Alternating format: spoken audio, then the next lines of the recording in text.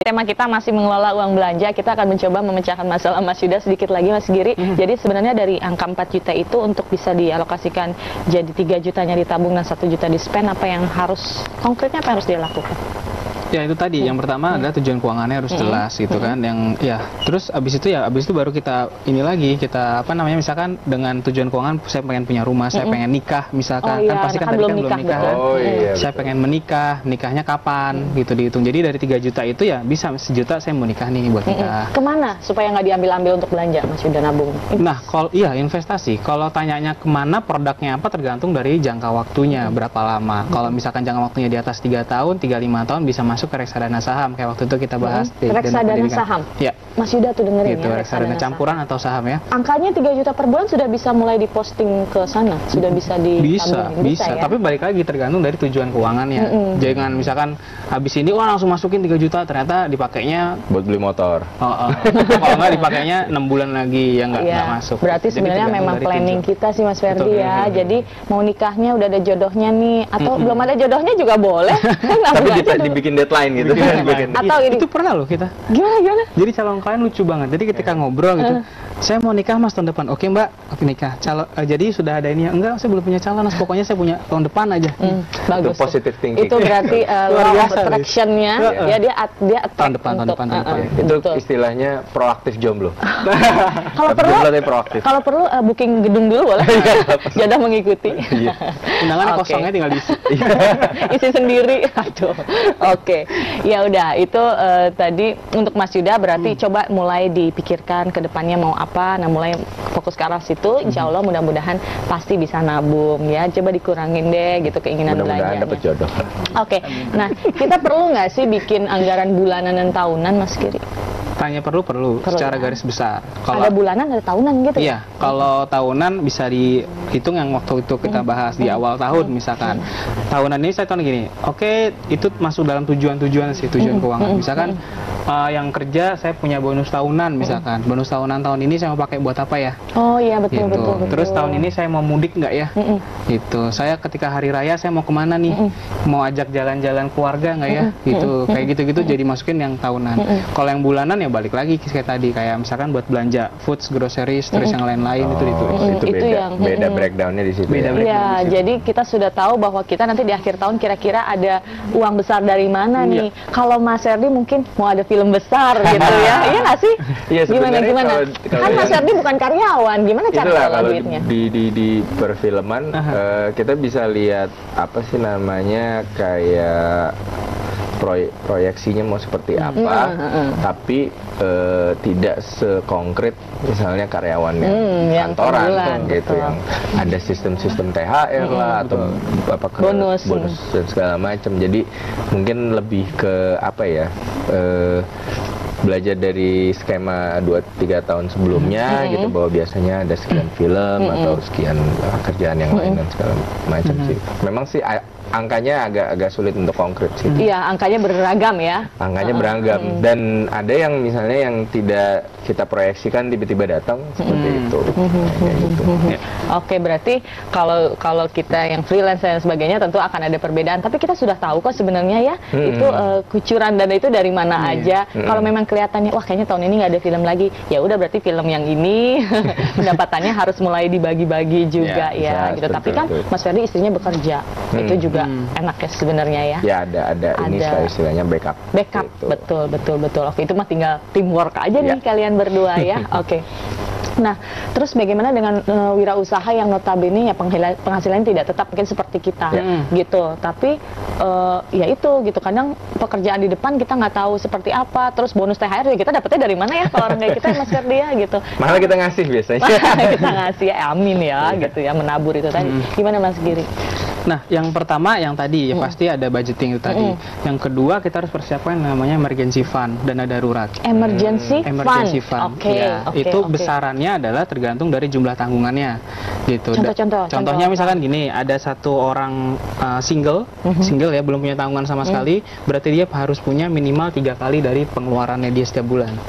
3 kali dari pengeluaran, bukan pendapatan. Bukan pendapatan. Kenapa? Karena yang setiap bulan kita keluarkan rutin. Misalkan gini, saya bayar apartemen sekian, belanja sekian, terus bensin dan tol sekian. Kan udah kelihatan angkanya, itu pasti gitu. Nah, itu yang kita masukin ke dalam dana darurat tadi. Dan dikali 3. Dikalikan 3 untuk single. Nah, bedanya kalau misalkan untuk itu kan untuk yang penghasilan tetap. Kalau penghasilan tidak tetap bisa ditambah, bahkan bisa 2 kali dari yang biasanya. Dari yang biasa. Gitu, 1,5 sampai 2 kali. Kenapa? Karena kadang-kadang kita dapat job. Kadang-kadang bulan ini penuh nih full, bulan depan kayaknya agak kosong nih. Nah, bulan depan kosong kan kita nggak ada penghasilan.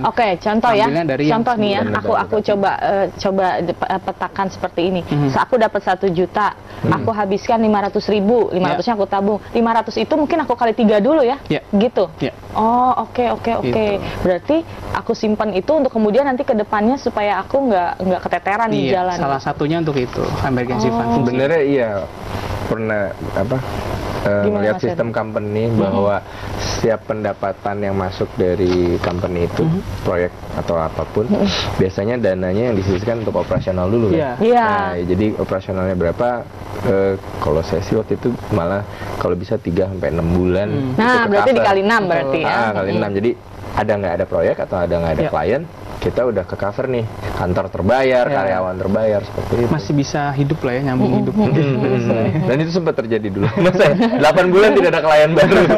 Terus gimana? Ya, memang waktu itu saya bikinin waktu sama teman-teman di Amerika, di Chicago, dan waktu itu lagi yang perang Irak, jadi memang nobody do advertising at all gitu, jadi benar-benar yang sudah lah ya. Oke, itu pengalaman berharga juga ya. Oke. Nah, asuransi ini termasuk emergency fund juga nggak sih? Asuransi itu masuknya ke proteksi, bukan emergency fund. Jadi kalau misalkan dalam tahapan perencanaan keuangan, itu asuransi berada di nomor 4 setelah emergency fund. Gitu. Emergency fund dulu dibentuk, kenapa? Karena emergency fund itu kayak self-insure. Gitu. Jadi kita mengasuransikan diri kita sendiri. Kita yang kelola, kita yang tahu ya seberapa kebutuhannya. Betul. Sebelum kita ngambil namanya produk asuransi, kita harus bikin emergency fund dulu. Gitu. Setelah itu kebentuk, barulah kita ngambil produk asuransi. Karena produk asuransi juga kita mungkin ngambilnya dari situ ya. Iya nggak sih? Maksudnya dananya kita kan ambil setelah kita kelola dana kita, kita tahu kita akan membayarkan berapa asuransi. Kita kan mau ngambil asuransi juga ada tingkatannya kan. Berapa proteksi yang kita mau, kemudian kita ambil angkanya. Mungkin seperti itu ya Mas Giri ya. Oke, setuju ya. Kita sudah semakin mengupas lagi ya bahwa memang sebenarnya perlu banget sih mengelola uang belanja itu seperti apa. Kita break dulu, nanti kita kembali lagi. Ibu yang masih mau bergabung sama kita boleh di 02155111. Tetap di nanti. Kita ngobrol-ngobrol lagi, mumpung masih ada waktu, kita masih punya 2 segmen lagi. Mas Ferdi kalau belanja biasanya kemana? Belanja apa dulu nih? Hobinya apa deh? Aku tanya dulu. Hobinya sebenarnya saya gadget sih, bahayanya. Gadget itu. Ya, terbaru udah punya. Yang terbaru, gadget terbaru. Saya nggak selalu nyari yang terbaru sebenarnya. Yang tercanggih itu lebih mahal. Nggak sih, sebenarnya yang terefektif gitu. Jadi saya orangnya biasanya sebelum beli apa-apa, saya research browsing dulu, lihat bisa agak lama kayak dulu saya pertama kali misalnya mau beli proyektor atau apa gitu, itu bisa saya kayak saya hunting dulu, perbandingan dulu ini sampai bagus sih. Berapa bulan baru yang udah pasti yang ini gitu. Berarti jadi yang dibeli worth it ya. Tapi belanjanya lebih ke gadget. Bayangan gadget sih. Gadget. Oke, nanti belanjanya di mananya? Karena gadget tuh ada yang belanjanya di tempat yang ini, ada yang lebih miring. Online itu lebih bahaya. Ya, oke. Kita terima telepon dulu. Halo, selamat pagi. Selamat pagi. Halo. Mungkin dia tenggelam. Mungkin dia banjiran. Oke, terputus. Dia memutuskan tali persaudaraan. Oke. Mas Ferdi kalau belanja di mana? Nggak di online? Pernah nyoba? Kadang-kadang pernah nyoba beberapa yang memang terpercaya gitu. Untuk gadget itu saya lihat sangat memudahkan.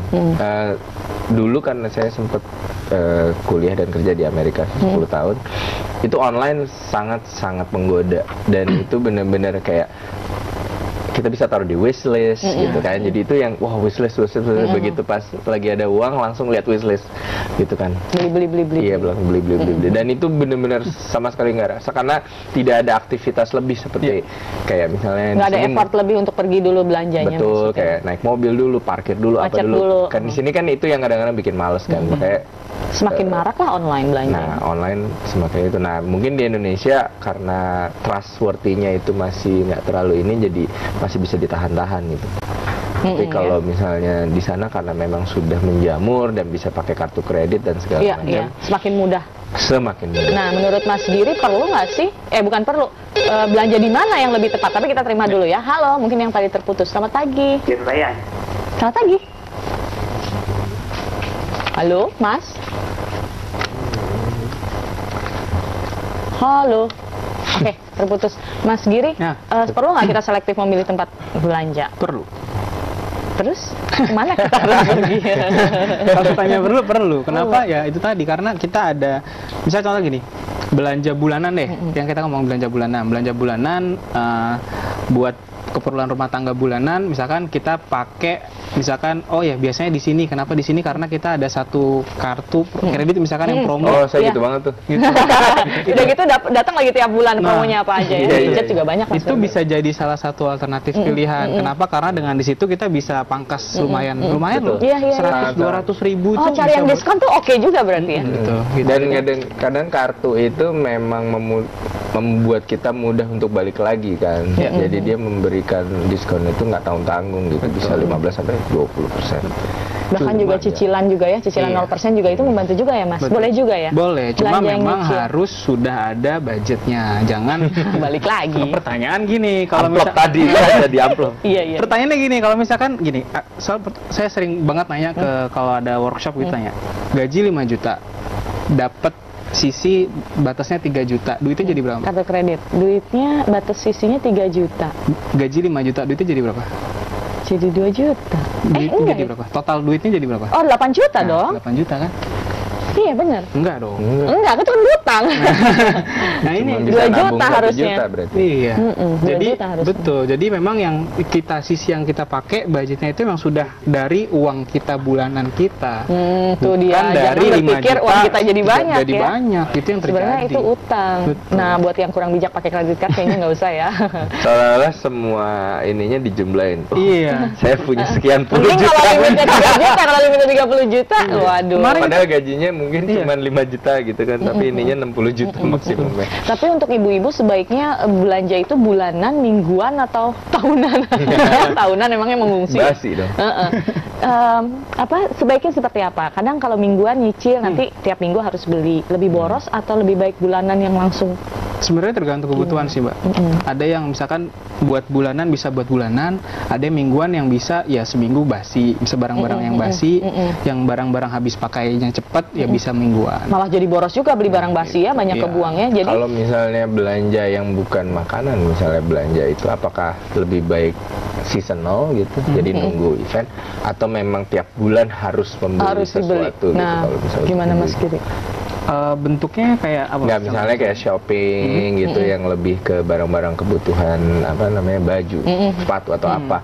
Apakah lebih baik seasonal jadi nunggu misalnya musim oh nih apa? Imlek nih gitu ya, Imlek sale atau summer sale Atau beli-beli aja gitu atau beli loh, aja Mas. tiap bulan di apa ya namanya Dialokasikan. dialokasikan gitu. Ah. Oh harus ada sekian potong baju, sekian potong sepatu atau Gimana tuh Mas menurut Mas? Kalau misalkan tadi nanya seasonal boleh. Kenapa? Karena di Indonesia ini kan banyak banget diskon. Coba Ya. dihitung. Tahun baru diskon.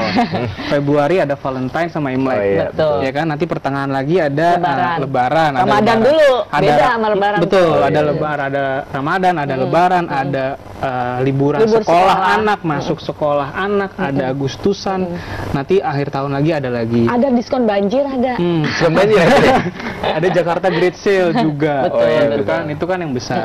Kalau kita mau seasonal boleh aja. Cuma memang setiap bulan harus kita sisihin juga. Iya benar Mas. Jadi Jangan tiba-tiba belinya nanti blok tapi gitu. tetap Udah disisihkan. udah Iya, disisihkan. disisihkan. Jadi kalaupun mau beli di saat itu kebetulan diskon dan barangan murah juga mungkin nggak Jadi apa-apa ya. iya, itemnya jadi jauh lebih banyak lah. Iya, oke. lebih Nah, efektif. terus bagaimana kita memilah kebutuhan yang benar-benar kita perlukan gitu loh. Ya gimana? Itu membedakan yang kita mau sama yang kita perlu ya sebenarnya. Sama dua-duanya. Enggak, Ding. Beda. Yang kita mau itu lebih ke Banyak. emosi kita. Ya kan? Yang kita mau sama yang kita inginkan. Kan kita inginkan. Sama. Aduh, itu sama kayak Yang pertanyaan kita gini. perlu. Sama kayak pertanyaan gini. Lampu yang nyala terus sama yang nyala hidup duluan mana matinya? Oke, jadi yang kita mau dan kita perlukan itu harus disisihkannya jauh-jauh ya. Itu gimana cara kita membedakannya Mas Giri? Sebenarnya sih balik lagi ke diri kita ya, kebutuhannya apa. Saya gini, walaupun sekarang saya ngomong banyak gitu ya, terus tiba-tiba itu mah kata Mas Giri aja, saya mah enggak gitu. Ya udah bubar juga. Karena kita pernah loh punya klien ya yang sudah kita treat, sudah kita bikinin book plan-nya, kita serius bikinnya, dia juga spend lumayan gitu untuk konsultasi kita. Cuma ya udah, cuma dibikin, udah ditaruh. Oh, dia nggak lakuin. Jadi ketika kita tanya 3 bulan kemudian, gimana Ibu tujuan keuangannya udah mulai ini belum? Enggak Mas, nggak ada apa-apa gitu. Emang dikerjain? Enggak juga. Makanya nggak ada masalah. Jadi tetap kembali ke diri masing-masing. Ya, tapi kalau misalnya lebih spesifik kayak pada saat kita misalnya nih wanita, saya mau beli sepatu hitam yang haknya 20 cm gitu. Di mana saya tahu bahwa itu saya perlu atau emang saya cuma mau gitu. Gimana mereka bisa mengambil keputusan bahwa ini saya bisa tangguhkan atau emang itu harus dibeli. Sebenarnya kalau ketika pertama kali ngeliat terus pengen, itu jelas itu cuma impuls. Iya, impuls. Oh, itu tipuan ya? Dari situ. Karena gini, perempuan itu beli barang, ada, aku lupa ya, salah satunya adalah takut nggak ada lagi barangnya, lucu, cuma lucu doang. Sama satu lagi apa ya lupa, yang sih 2 itu. Jadi kadang-kadang kita nggak perlu banget sampai di rumah. Aku masih ada loh barang yang sampai sekarang kayak beli 3 tahun yang lalu masih ada labelnya. Belum dipakai berarti. Itu confession ya. Tapi jangan ditiru ibu-ibu. Aku sudah mulai mengurangi itu karena itu nggak banget ya, itu nggak boleh banget. Jadi uang yang aku beli barang tidak berguna ini bisa untuk yang lain. Bisa aku tabung untuk sekolah anakku nanti, untuk biaya rumah sakit, amit-amit zaman bayi ya kan, dan untuk lain-lain sebagainya. Oke, kita masih punya 1 segmen lagi, nanti kita minta Mas Giri untuk memberikan tipsnya bagaimana mengelola uang belanja ya. Kita break dulu, tetap bikin nanti masih ada 1 segmen lagi, kita masih ngobrol-ngobrol. Nah, Mas Ferdi kan istri bekerja juga. Mas Ferdi tahu kan ada ungkapan kayak gini, uang istri, uang suami itu uang bareng-bareng. Tapi kalau uang istri aja. Gitu, kayak gitu nggak? Iya sih. Jatuhnya seperti itu sih. Oh gitu. Terus memang dilakukan. Maksudnya ya udah, jadi Mas Ferdi nggak ganggu deh kalau misalnya istri gajian gitu. Aku lebih take care of everything. Kalau memang ada pendapatan buat istri ya itu bonus buat dia. Itu untuk pasangan yang dua-duanya bekerja ya, gitu ya. Oke. Nah, menurut Mas Giri, apakah itu budaya yang benar dan gimana? Ya itu jadi budaya gitu. Dan kalau misalkan kesepakatan bersama ya, gitu ya. Kesepakatan bersama. Terus kalau misalkan gimana cara misahinnya? Sebenarnya bisa jadi ada obrolan nih suami istri. Misalkan ada yang gini, yang suaminya bilang, "Oke mah, nanti untuk semua kebutuhan rumah tangga yang tanggung dari gajinya papa." Gitu. Kalau misalkan untuk pendidikan anak itu sisihin dari tempatnya mama ya. Oh, bisa gitu ya. Itu jadi kayak kita kolaborasi. Apa ya? Maksudnya jadi mungkin untuk tabungan itu mostly ayah gitu, tapi featuring ibu. Kira-kira seperti itu. Gini, nyanyi featuring. Oke. Iya, berarti maksudnya itu lagi kembali kesepakatan bahwa kalau memang ada yang bisa di cover sama istri, mungkin boleh juga, karena kalau kayak Mas Ferdi lebih tertib keuangan istri karena kan mungkin kerjanya kantoran gitu ya. Tapi kalau Mas Ferdi freelance mungkin yang pendapatannya juga kadang on off ya kalau kita ya Mas Ferdi. Nah, itu mungkin bisa untuk yang anggaran-anggaran yang lebih rutin gitu ya. Bisa buat backup juga sih sebenarnya. Boleh. Nah, aku nih anak masih kecil banget kan, baru 1 tahun, tapi udah kepikiran pasti di tahun-tahun yang akan datang itu biaya menggila. Kita pernah ngomongin ya. Jadi kalau usia anak aku 1 tahun, biaya kuliah anak aku berapa? 90 juta. 1,5 M. 17 tahun. Pengen koprol nggak dari sini ke Pejompongan? Berarti anaknya udah harus disuruh kerja umur 3 tahun. Tapi aku kayaknya pengen investasi dalam bentuk emas batangan deh. Bijaksana nggak sih? Itu iya, gimana? Gimana? Nah, lagi gimana situasinya? Sih sekarang ini? Sebenarnya kalau emas sih bisa dipakai dalam kita. Jadi emas itu sebagai salah satu alternatif untuk diversifikasi investasi. Gitu. Bisa walaupun kita punya tujuan keuangan kah atau enggak kah, kita bisa pakai itu. Yang pertama bisa kita pakai buat dana darurat itu tadi. Jadi dana darurat kan bisa dibentuk dalam bentuknya cash atau secara cash. Cash itu kayak tabungan gitu ya. Tabungan yang bisa kita ambil kapanpun, bisa juga dialokasikan sebagai di logam mulia atau emas. Jadi nggak apa-apa, boleh aja. Nggak apa-apa. Kalau misalkan tujuan jangka menengah panjang bisa juga dipakai untuk menstabilisasi menghasilkan rupiah sebenarnya, uang kita. Oh, oke. Ya. Dibandingkan misalnya Karena nilai si emas itu valuta sendiri. asing gitu ya.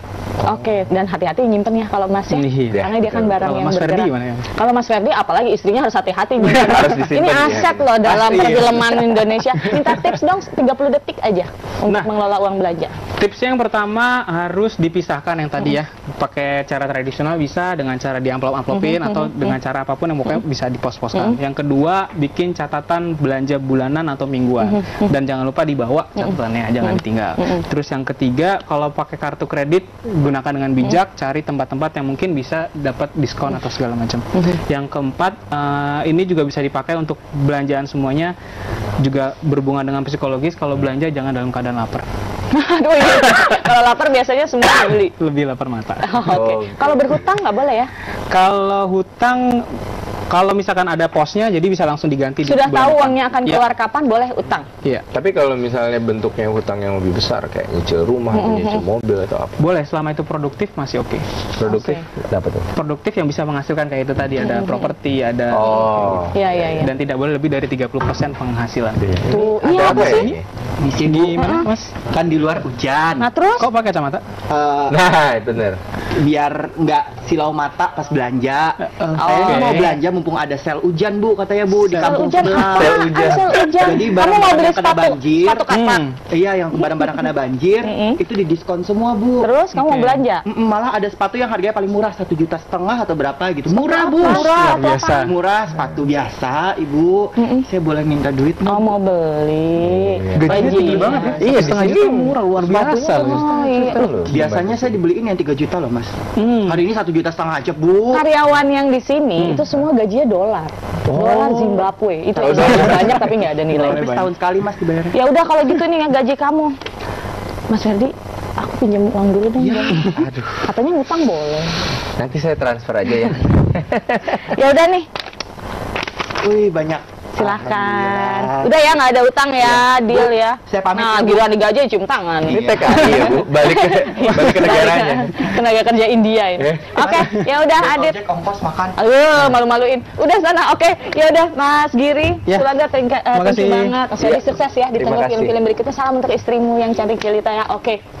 Jangan ketinggalan karena nanti juga bisa ditonton di YouTube channel Jak TV www.youtube.com ya, official Jak TV. Jadi yang sudah tayang di sini kalau mau nonton lagi bisa ditonton di YouTube, tinggal di search aja nanti Jak TV. Ini aku semua pamit, jangan lupa Parents Indonesia Healthy Kids Happy Family sudah bisa ditemukan di toko majalah juga toko buku terdekat yang edisi bulan Februari. Kita ketemu lagi besok dengan tema-tema yang lainnya, akan ada Intan Elita sahabat aku, tetap bikin nanti kisah ibu dan buah hati. Bye bye, selamat beraktivitas.